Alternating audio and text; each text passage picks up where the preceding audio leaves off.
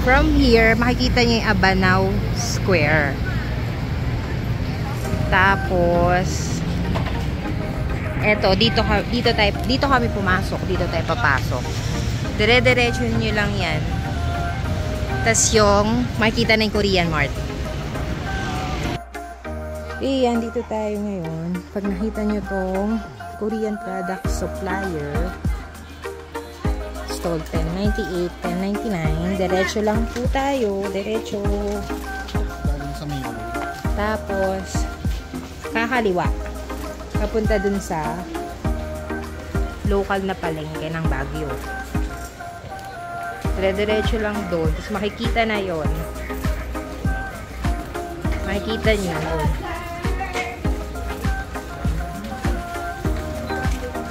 Meron. Ayan na. Nandito na tayo. Ito na yung palengke ng local. In this video, ituturo namin sa inyo ang palengke ng locals ng Baguio. Iba dun sa nakasanayan natin na pang tourist pala na market. Dito, mas mura, pati na yung mga pampasalubong marami din dito. At iba ang presyo.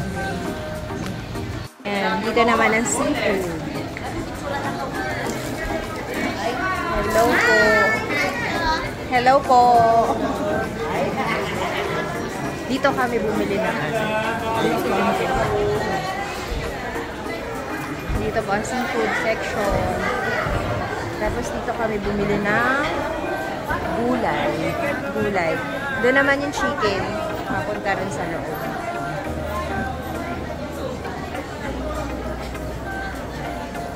Mababait. Ang sarap dito mamili.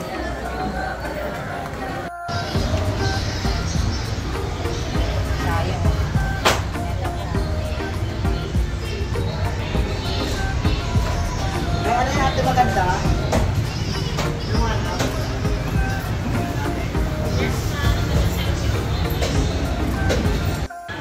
Ayan. Palengke.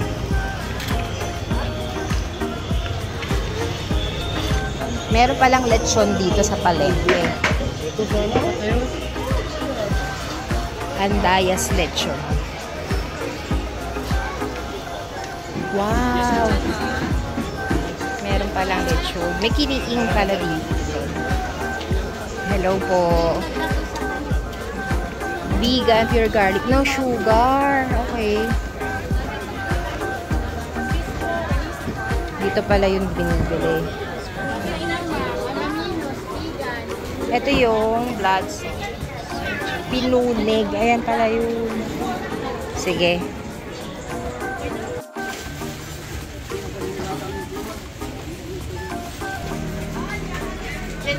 Manga berries.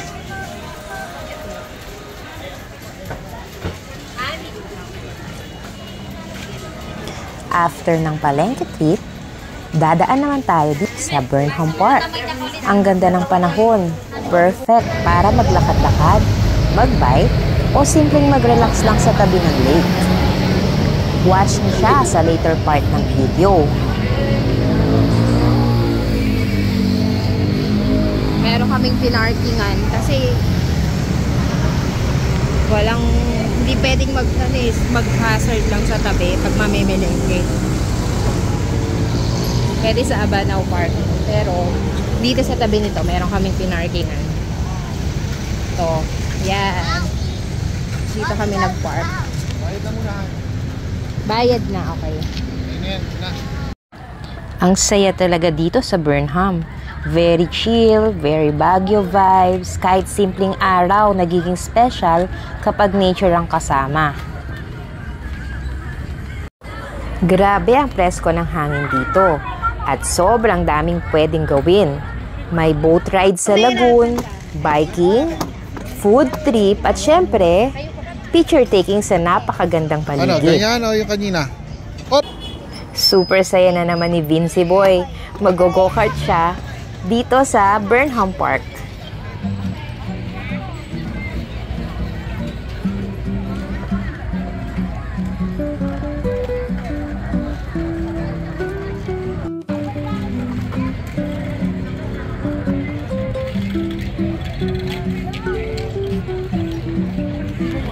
after natin dito sa Burnham Park. Samahan niyo naman kami na lutuin ang pinamili natin sa local market ng Baguio City. Dito sa pinagstayan natin na 1K plus lang per night na good for 4 packs pa.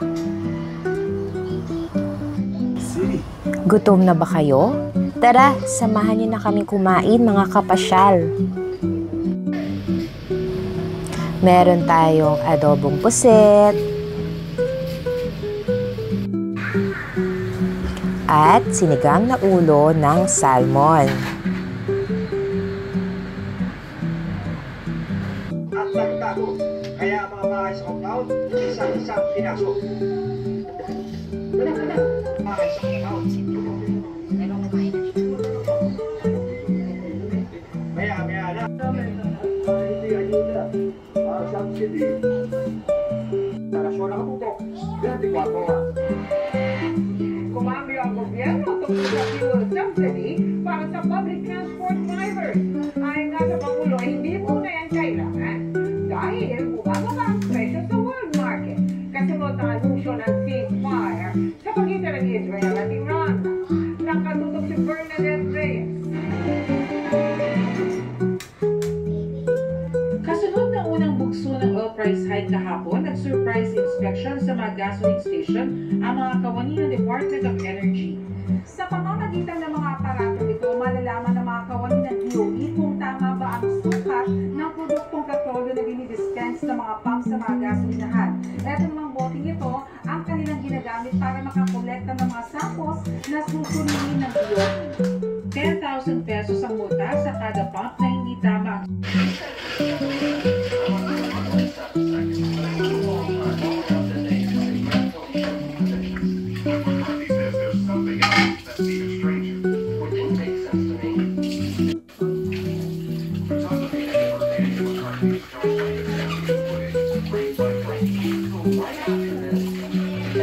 Good morning!